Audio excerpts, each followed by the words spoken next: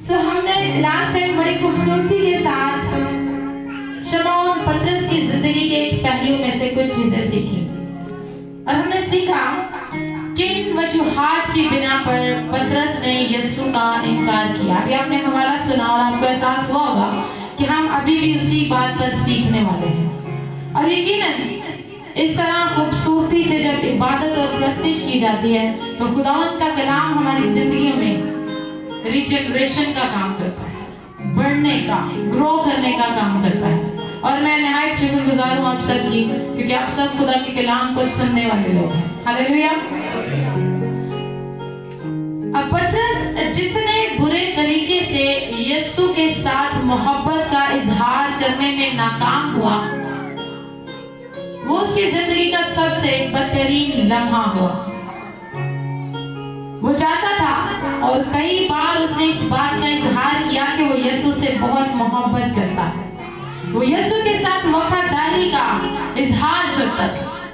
लेकिन एक लम्हा ऐसा आया कि वो चाहकर भी यीशु से मोहब्बत का इजहार नहीं कर सका। और हमने सीखी थी कि वो 4 वजूहात थी जिनकी वजह से वो यीशु से अपनी मोहब्बत का इजहार नहीं कर पाए।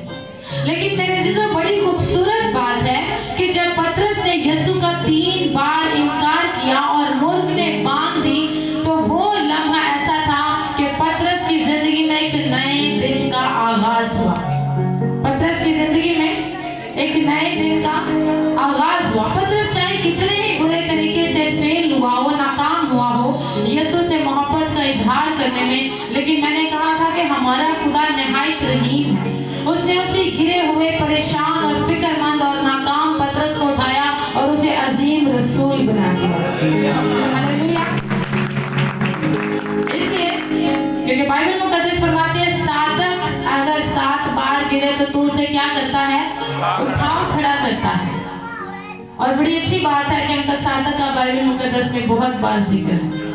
सो आई विश कि हम अपने नाम ऐसे रखें जिनका बाइबल मुकद्दस में जिक्र हो। चलिए, मेरा नहीं है वैसे। ओके जी। अब पतरस नाकाम हुआ, लेकिन यीशु ने उस पतरस को उठाया और उसे एक रसूल बना दिया। वो लम्हा जो उसकी जिंदगी में नाकाम तरीन लम्हा था, उसी लम्हे जब मुर्ग ने बांध दी तो पतरस की जिंदगी में एक नए दिन का आगाज हुआ। उसकी जिंदगी पहले जैसी नहीं रही। मेरे अजीजों, खुदा इस कदर रहीम है कि वो हमारी हर गलती, हर खता और हर गुनाह के बाद हमें नया दिन और नई जिंदगी देने की कुदरत रखता है। उस वक्त जब पतरस ने 3 बार इनकार किया और मुर्ग ने बांध दी, तो पतरस ने अपनी जिंदगी में 3 चीजों को सीखा। कितनी चीजों को सीखा? 3 चीजों को। ऐसी 3 चीजें हैं जो पतरस पहले भी जानता था और ऐसी 3 चीजें हैं जो मैं और आप भी पहले से जानते हैं। लेकिन आज हम पतरस के नजरिए से देखेंगे कि उस लम्हा मुर्ग के बांध देने पर पतरस ने क्या सीखा। तो सबसे पहली चीज जो पतरस ने सीखी वो ये थी कि यीशु मसीह मुकम्मल तौर पर इख्तियार रखता है। यीशु मसीह हाकमियत रखता है। खुदा के नामों में से एक नाम है एलोहीम। एक नाम है एलोहीम, जिसके 4 मतलब हैं। खुदा मुनसफ है, खुदा खालिक है, खुदा इसराइल के लिए बड़े बड़े काम करता है, और एक और बड़ा इंपॉर्टेंट मतलब है और वो ये है कि खुदा हाकिम है। खुदा क्या है? हाकिम है। खुदा सारी चीजों पर कंट्रोल रखता है। खुदा के पास हर चीज पर इख्तियार है और पतरस इस बात से वाकिफ था। यीशु के पास हर एक चीज का इख्तियार था, लेकिन पतरस चूंकि यीशु का इनकार कर चुका था तो वो मायूसी का शिकार था। लेकिन मुर्ग के बांध देने पर पहली चीज का जो उसे सबक सीखा अपनी जिंदगी में वो ये था कि यीशु मसीह अभी भी हाकमियत रखता है। आपको ये मौजज़ा नहीं लगता कि यरूशलेम में न जाने कितने मुर्गे होंगे और वो खामोश रहे तब तक जब तक पतरस 3 बार इनकार ना कर दे। और एग्जैक्ट वो लम्हा जब पतरस ने 3 बार इनकार किया तो सबसे करीब वाले मुर्ग ने बांध दी। क्या ये किसी मौजज़े से कम है? अगर आपको मुर्गियां रखने का तजर्बा हो, क्योंकि हमारे घर में होती थी मुर्गियां, तो ऐसा होता था कि जितने मुर्गे होते थे वो उतना ज्यादा एक दूसरे को देख देख कर बांध देते और शोर करते। उन्हें ये लगता है कि सुबह हमारी वजह से होती है। उन्हें लगता है कि जब हम बांध देते हैं तो सुबह होती है। सो बहुत शोर करते हैं। लेकिन यहाँ पर सिर्फ एक मुर्गा है जो वक्त का इंतजार कर रहा है कि जब पतरस तीसरी बार इनकार करेगा तो मैंने बांध देने, और बाकी मुर्गे खामोश है क्योंकि वो जानते हैं कि किसका हुक्म है कि ऐसा होगा, यीशु का हुक्म है। यीशु के हुक्म के मुताबिक पतरस के 3 बार इनकार करने के बाद एक ही मुर्ग ने बांध दिया और पतरस को एहसास हुआ कि अभी भी चीजें यीशु के कंट्रोल में हैं। मेरे जीजों, यीशु मसीह के प्यार में सिर्फ चंद जानवर नहीं बल्कि हवा में उड़ने वाले सारे परिंदे भी यीशु के प्यार में हैं। जमीन पर चलने वाले सारे जानवर भी यीशु मसीह के एक प्यार में हैं, और समंदर में रहने वाली तमाम मछलियां और जितने आदि जानवर हैं वो सब क्या है, यीशु के एक प्यार में हैं। आपको वो वाकया याद होगा जब यीशु मसीह यरूशलेम में दाखिल हुए और यीशु मसीह ने अपने शागिर्दों से कहा कि जाओ और लादू के बच्चे को लेकर आओ, और लिखा है बाइबल मुकद्दस में कि उस लादू के बच्चे पर पहले कभी कोई सवार नहीं हुआ था, और जब किसी लादू के बच्चे पर यानी किसी गधे के बच्चे पर कोई सवार नहीं हुआ था तो उस पर सवारी करना मुश्किल है क्योंकि वो टिकता नहीं, वो डरता है, बहुत ज्यादा होता है। लेकिन आप मौजूदा देखें कि यीशु मसीह उस लादू के बच्चे पर सवार होते हैं और यरूशलेम में दाखिल होते हैं। लोग अपनी चादरें और पत्ते और पता नहीं नारे लगा रहे हैं, और उसके बावजूद वो गधी का बच्चा खामोशी से यीशु मसीह को लेकर उस रास्ता से गुजर जाता है, क्योंकि वो गधी का बच्चा जानता है कि मुझ पर जो सवार है वो हर चीज पर एक प्यार रखता है। हालेलुया। ना सिर्फ ये, आपको एक और वाकया याद आया होगा इस बात के साथ, जब सारी रात पतरस मछलियां पकड़ने की कोशिश कर रहा था, और मैंने कहा यीशु समंदर की मछलियों पर भी एक प्यार रखता है। सारी रात जाल डाला और मछलियां नहीं आई, और यकीनन पतरस एक मछेरा था तो वो जानता होगा कि इस झील के कौन से एरिया में ज्यादा मछलियां होती हैं। लेकिन आप मौजूदा देखें कि सारी रात मछलियां एक कोने में लगी होंगी कि अभी हमने पतरस के जाल में नहीं आना, क्योंकि पतरस की जिंदगी में इनकलाब और रिवाइवल आने वाला था। और यीशु ने पतरस से कहा कि जाल डाल, और उसने कहा कि उस्ताद हम सारी रात मेहनत करते रहे, मछली नहीं आई। और जब यीशु ने कहा तो वो कोने में पड़ी सारी मछलियां आती हैं और पतरस के जाल में फंस जाती हैं, और लिखा है कि इतना जाल भर जाता है कि जाल टूटने लगता है। और पतरस क्या करता है, अपने शरीक जो दूसरे कश्ती वाले होते हैं उनको बुलाता है, और उनकी कश्तियां जो है वो बैलेंस नहीं रहती, डूबने लगती हैं मछलियों के वजन से। आपको नहीं लगता कि ये एक मौजज़ा है कि सारी रात एक मछेरा मेहनत करता है और उसे मछली नहीं मिलती, लेकिन जब आसमान और जमीन का खालिक और मालिक आता है और वो पतरस को कहता है कि जाल डाल, और इतनी मछलियां आती हैं कि जाल फटने लगता है। और मेरे दोस्तों, जब यीशु हमारी जिंदगी में आता है तो हमारी बरकत ऐसे ही होती है। फिर हम अपने शरीकों को भी खिलाते हैं और उन्हें भी कहते हैं आए और हमारी बरकत का हिस्सा बने। ना सिर्फ ये, पतरस को एक और मौजज़ा भी जरूर याद आया होगा। जब जजिया देने की बात हुई तो यीशु ने पतरस से कहा कि पतरस झील पर जा, बंसी डालना, और सबसे पहले जो मछली आएगी उसके मुंह में एक सिक्का होगा, और उसको जजिया के तौर पर मेरे और अपने लिए वहां पर दे दे। आप देखिए कि जब यीशु मसीह ने पतरस से कहा होगा, उसी लम्हे वो मछली झील के पहने में पड़ी एक सिक्के को मुंह में डालकर उस साइड पर आई होगी जिस साइड पर पतरस को जाना था, क्योंकि ये मेरे और आपके यीशु का एक प्यार है कि जब पतरस बंसी डालता है तो वाकई में एक मछली आती है, और उस मछली के मुंह में क्या होता है, सिक्का होता है, और पतरस जजिया अदा करता है। मैंने कहा कि हमारा यीशु जो है वो हर चीज पर एक प्यार रखता है, और खासकर उस वक्त जब मुर्ग ने बांध दी, पतरस को ये बात रियलाइज हुई कि अभी भी चीजें यीशु के कंट्रोल में हैं।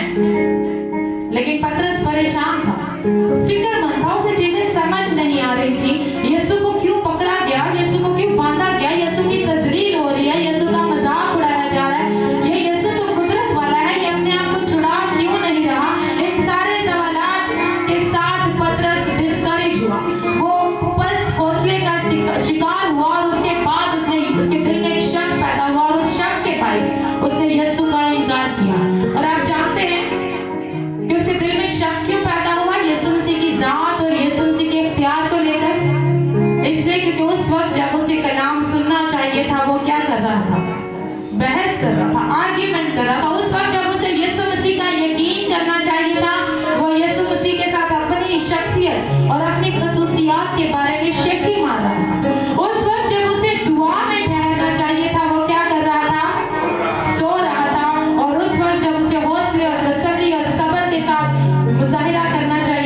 लड़ाई कर रहा था।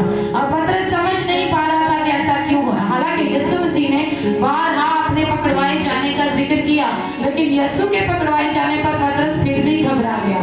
वो समझ नहीं पाया कि ये सब क्या हो रहा है। और यकीनन अगर हम अपनी जिंदगी की बात करें तो हम पतरस से कोई 2 रत्ती ज्यादा ही है। इसलिए क्योंकि हम भी बात भूल जाते हैं यीशु के प्यार को, यीशु की हाकमियत को। हम बड़ी जल्दी बदहिम्मती का शिकार हो जाते हैं। बड़ी जल्द हम ये कहते हैं कि खुदा मेरी जिंदगी में ये मौजज़ा क्यों नहीं हो रहा। यीशु तू तो सारे इख्तियारात रखता है, फिर भी मेरी जिंदगी में इतने मसाइल, इतनी फिक्रें, इतनी बीमारियां क्यों हैं। तो मेरे जीजो, पतरस ने वो बात उस वक्त सीखी कि मेरा यीशु मुकम्मल तौर पर अभी भी इख्तियार रखता है। बुरे हालात को देखा तो खुदा से सवाल किया कि खुदा तू कहाँ है। यीशु से क्या सवाल किया कि खुदा तू कहाँ है। आप जानते हैं खुदा का जवाब क्या था। खुदा ने याकूब से कहा कि मैं अपनी मुकद्दस हैकल में अपने तख्त पर एक बादशाह के तौर पर अपने पूरे इख्तियार के साथ मौजूद हूँ। हालेलुया।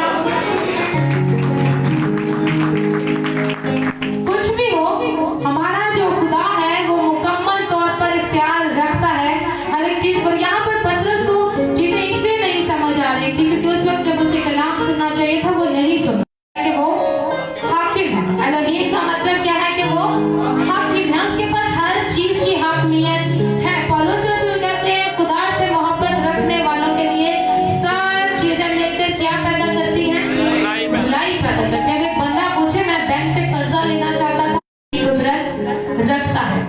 हमारी जिंदगी में कोई भी हालात हो, कितनी भी परेशानियां क्यों ना हो, कितनी भी बीमारियां क्यों ना हो, मेरे जीजों में एक चीज का पता होना जरूरी है कि चीजें अभी भी खुदा के कंट्रोल में है।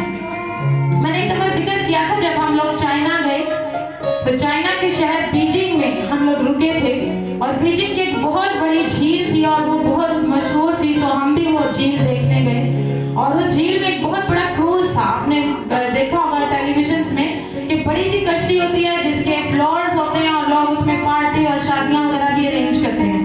अब हम लोग जब उस क्रूज में गए और वो क्रूज एक पॉइंट से शुरू हुआ, वो कश्ती एक पॉइंट से चलना शुरू हुई और इस जाने जाना शुरू हुई। लेकिन चूंकि वो इतनी बड़ी कश्ती थी, हम कभी ऊपर वाले फ्लोर पे जाते थे क्योंकि पाकिस्तानी थे तो हमने तो पूरी कश्ती फिरनी थी। तो जब हम कभी ऊपर वाले फ्लोर में जाते थे, कभी नीचे वाले में, कभी उस कोने में, कभी इस कोने में, कभी खाने वाले पोर्शन में और कभी फर्क, हमने पूरी कश्ती का सर्वे किया। लेकिन मेरे जैसे आप एक चीज नोट करें, हम कभी ऊपर वाले पोर्शन में जा रहे थे, कभी नीचे वाले में, कभी हम इस तरफ जा रहे थे, कभी उस तरफ। लेकिन एक्चुअली हम किस तरफ जा रहे थे? जिस तरफ कश्ती जा रही है। जब आपने अपनी जिंदगी यीशु को दे दी है और आप उसकी कश्ती में सवार हो गए हैं, फिर आप ऊपर वाले फ्लोर में जाएं या नीचे वाले फ्लोर में जाएं, आप दाएं जाएं या बाएं जाएं, आप उधर ही जा रहे हैं जिधर आपका यहोवा आपको लेकर जा रहा है। हालेलुया। तो आपकी जिंदगी में कोई भी हालात हो, आपकी जिंदगी में कितनी भी परेशानियां हो, आपके दिल में पतरस की तरह ये ईमान पलना बड़ा जरूरी है कि चीजें अभी भी मेरे खुदा के कंट्रोल में, चीजें आपके खुदा के कंट्रोल से बाहर नहीं। अब आपसे कोई सवाल करे क्या कि खुदा का नाम है एलोहीम और एलोहीम का एक मतलब है कि खुदा हाकिम है, सॉवरेन पावर, उसके पास सारा कंट्रोल है, हर एक चीज का उसके पास कंट्रोल है। इसका आपको क्या फायदा है? खुदा हाकिम है तो इसका आपको क्या फायदा है?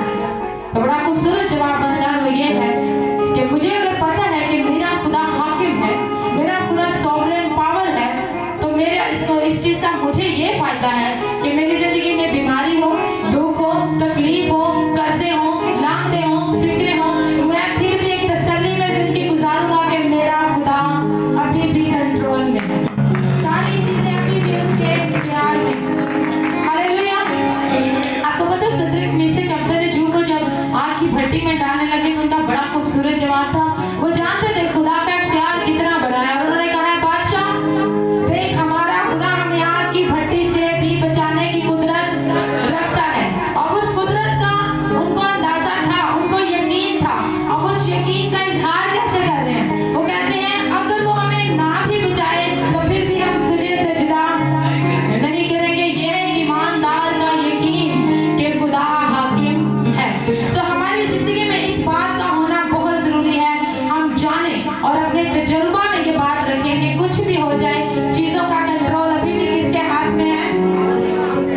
यीशु के हाथ में। अभी भी चीजें उसके इख्तियार में हैं, चीजें अभी उसके इख्तियार से नहीं है। दूसरी बात जो पतरस ने उस दिन सीखी, पहली बात उन्होंने सीखी वो ये थी कि चीजें अभी भी यीशु मसीह के इख्तियार में हैं। दूसरी चीज जो पतरस ने सीखी वो ये थी कि यीशु मसीह पतरस के साथ शफकत से भरी मोहब्बत करता है। बाइबल मुकद्दस में लिखा जब पतरस ने तीसरी बार इनकार किया और मुर्ग ने बांग दी तो यीशु ने मुड़कर पतरस की तरफ देखा। यीशु ने मुड़कर क्या किया? पतरस की तरफ देखा। और मैं जब इस सीन को मैं तसव्वुर कर रही थी तो मेरे रोंगटे खड़े हुए ये सोचकर कि एक शख्स है जिसके साथ बदसलूकी की जा रही है, जिसको धुतकारा जा रहा है, जिसका मजाक उड़ाया जा रहा है, जिसके मुंह पर थूका जा रहा है, उसके पास इतना वक्त है कि वो मुड़कर किसी के साथ अपनी मोहब्बत का इजहार करे। और ये सिर्फ आपके यीशु के पास है। हालेलुया। ये जज्बा, ये शफकत और ये अगापे, ये मोहब्बत सिर्फ आपके यीशु के पास है कि वो हर हाल में आपको मुड़कर देखता है। पतरस ने जब इनकार किया और मुर्ग ने बांग दी तो लिखा पतरस को सब कुछ याद आ गया। पतरस को एकदम से रियलाइज हुआ कि यीशु ने ये बात मुझे कही थी और उसने जाना कि हथियार अभी भी यीशु मसीह के हाथ में है। और जब उसने यीशु की तरफ देखा तो यीशु ने मुड़कर पतरस की तरफ देखा और अपनी मोहब्बत का इजहार किया। यीशु ने मुड़कर पतरस की तरफ इसलिए नहीं देखा कि सुना बेटा मैंने कहा था ना तो इनकार करके, नो। यीशु ने पतरस को इस बात का एहसास दिया कि पतरस मैं अभी भी तुझसे मोहब्बत करता हूँ। हालेलुया। यीशु ने पतरस से मोहब्बत का इजहार किया। खुदावंद के अजीम खादिम एड्रियन रोजर कहते हैं खुदा हमें इसलिए नहीं बदलता कि वो हमसे मोहब्बत करे। खुदा हमें इसलिए नहीं तब्दील करता कि वो हमसे क्या करे? मोहब्बत करे। वो हमसे मोहब्बत करता है इसलिए हमें बदलता है। हालेलुया। ये उसकी मोहब्बत है जो हमें तब्दील करती है। ये उसकी शफ़क़त। और मेरे अज़ीज़ों, हम इस जमीन पर रहते हो, हमारी एक फितरत है गुनाह की। हमने अपनी जिंदगी में कितनी ही खताएं क्यों ना की हो, कितने ही गुनाह क्यों ना किए हो, कितनी ही खुदा की नाफरमानियां क्यों ना की हो, उन सब के बावजूद आपका खुदा आपसे मोहब्बत करता है। अगर कोई इंसान सोचे कि मैंने बहुत गुनाह किए हैं, अगर कोई इंसान सोचे या हम सोचे कि मैं तो बहुत बुरा हूँ, मेरे अंदर ये भी गुनाह है, ये भी गुनाह है, ये भी गुनाह है, मैं यीशु के काबिल नहीं हूँ। आप सोचे कि मैंने गुनाह की सारी हदें पार कर दी। आप सोचे कि मैंने गुनाह की सारी हदें पार कर दी है, तो मैं आपको खुशखबरी दे दूं, इन सारे गुनाह की हदों को पार करने के बावजूद भी आपने यीशु की मोहब्बत की हद को अभी तक पार नहीं। हालेलुया। उसकी मोहब्बत आपके लिए अभी भी वैसे ही है। उसकी आंखों में आपके लिए अभी भी वैसी ही शफ़क़त है जैसी पतरस के। सो हम सोचें कि मैं तो नाकाम हूँ यीशु के साथ मोहब्बत का इजहार करने में, यीशु के साथ वफादारी करने में मैं नाकाम हूँ। तो मेरे अज़ीज़ों, मैं आपको बता दूँ यीशु आज भी आपसे उतनी ही मोहब्बत करता है।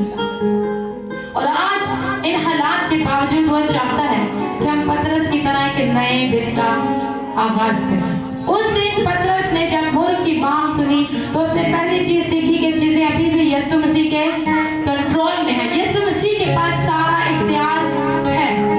उसके बाद दूसरी चीज जो पतरस ने सीखी वो ये थी कि यीशु मसीह मुझसे मोहब्बत रखता है। यीशु मसीह एक शफ़क़त भरी मोहब्बत रखता है। तीसरी और बड़ी खास चीज जो पतरस ने सीखी वो ये थी कि यीशु मसीह अपने वादों पर कायम रहने वाला खुदा। यीशु मसीह अपने वादों पर कायम रहने वाला खुदा है।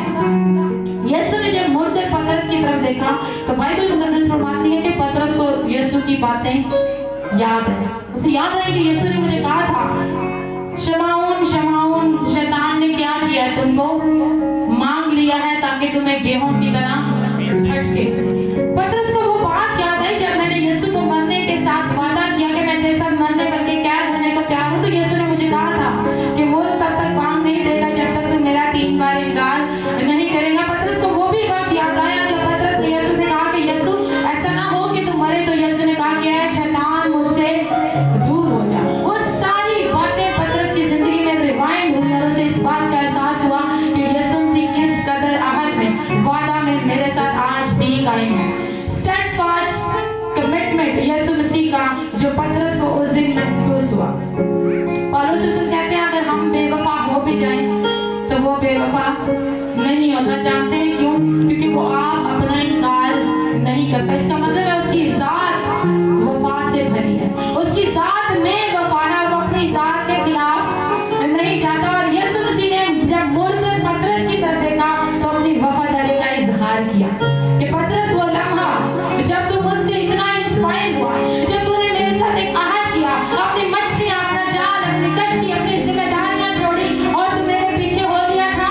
पतरस, तुझे वो वादा याद है?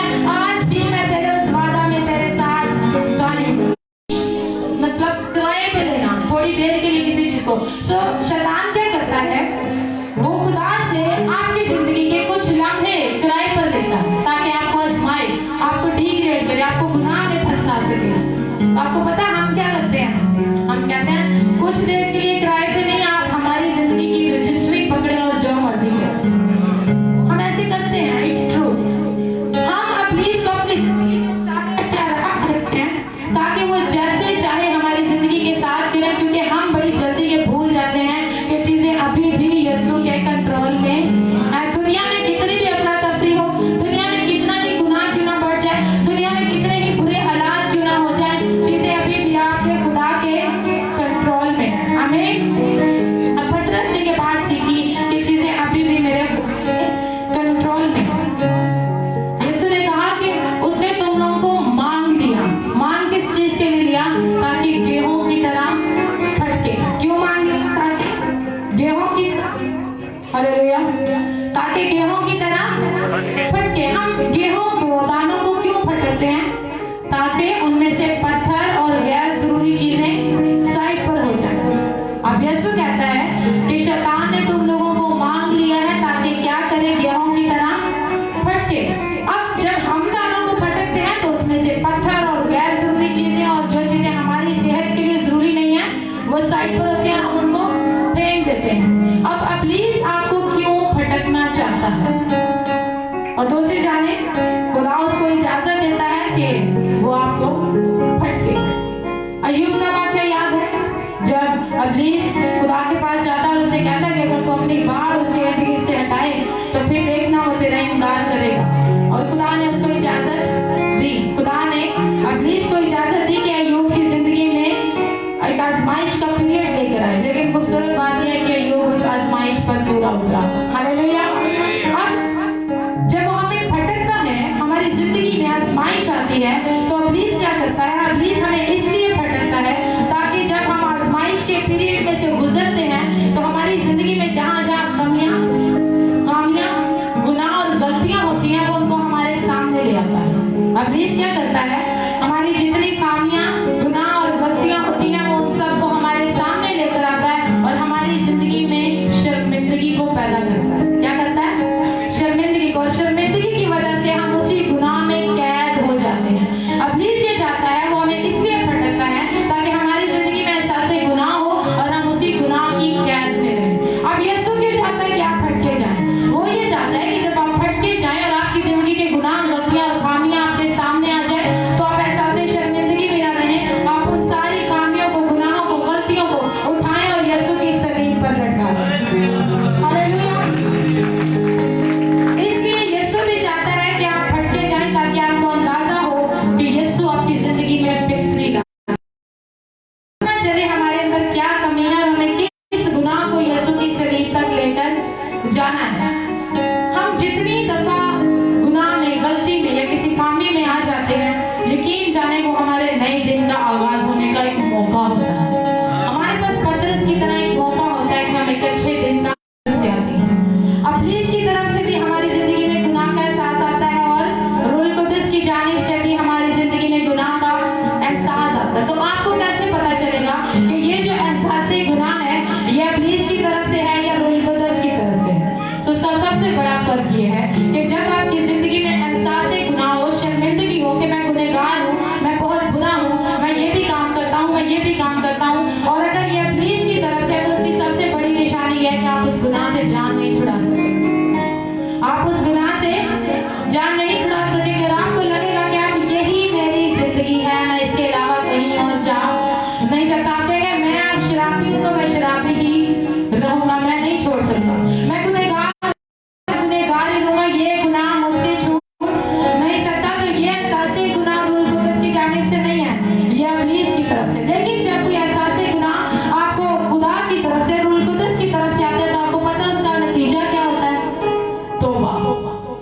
नतीजा क्या होता है?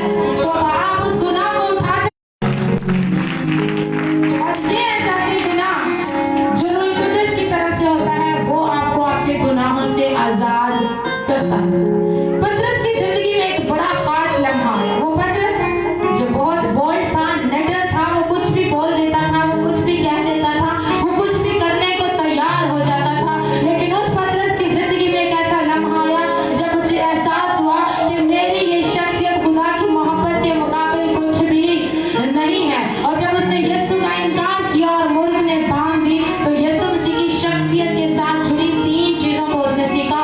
पहले ये चीज उसने सीखी कि दुनिया में कुछ भी हो जाए, चीजें मेरे यीशु के कंट्रोल में। और उसने ये भी जांच लिया कि मैं कितना भी बुरा क्यों नहीं, मैं कितना भी गुनहगार क्यों नहीं, यीशु हर हाल में मुझसे मोहब्बत करता है। और जब उसने ये भी देखा कि मैं जितना मर्जी बेवफा हो जाऊं, मैं जितना भी बुरा हो जाऊं, यीशु आज भी मेरे साथ उस वादा में कायम है। आपका खुदा वादों में सच्चा और आदिल है। मेरे अजीजों, हम इंसान हैं और हम जिंदगी में बहुत से ऐसे फैसले करते हैं जिसके बायस हमारी जिंदगी में खामियां वाजिया हो जाती हैं, मसाइल वाजिया हो जाते हैं, बीमारियां वाजिया हो जाती हैं। लेकिन मैं एक आज उम्मीद का पैगाम, जिस तरह पतरस को मुर्ग ने पाने के लिए मौका फराहम करती है, आज कहते हैं कि आप कितने भी बुरे, कितने भी अजीब और कितने भी घिनौने काम क्यों ना कर चुके हो, हमें भी यीशु की मोहब्बत को और इत्याग को जाना है और हम भी यीशु की तरफ फिर से लौट आए हैं। आज देखो एक दफा कुरान की हजूरी में पेश करेंगे। हालेलुया, तारीफ खुदा के रसूल तेरी तारीफ हो। बेशक कुरान का कलाम मेरा ध्यान करता है, वो खुदा खुशी से देने वालों को ज्यादा अजीज लगता है। तो जब भी आप कलाम की हजूरी में आए तो खुशी से उसके हजूर देगा। वो हमारे रुपये पैसे की कसरत को नहीं लेता, वो हमारी नीयत को देखता है। हालेलुया।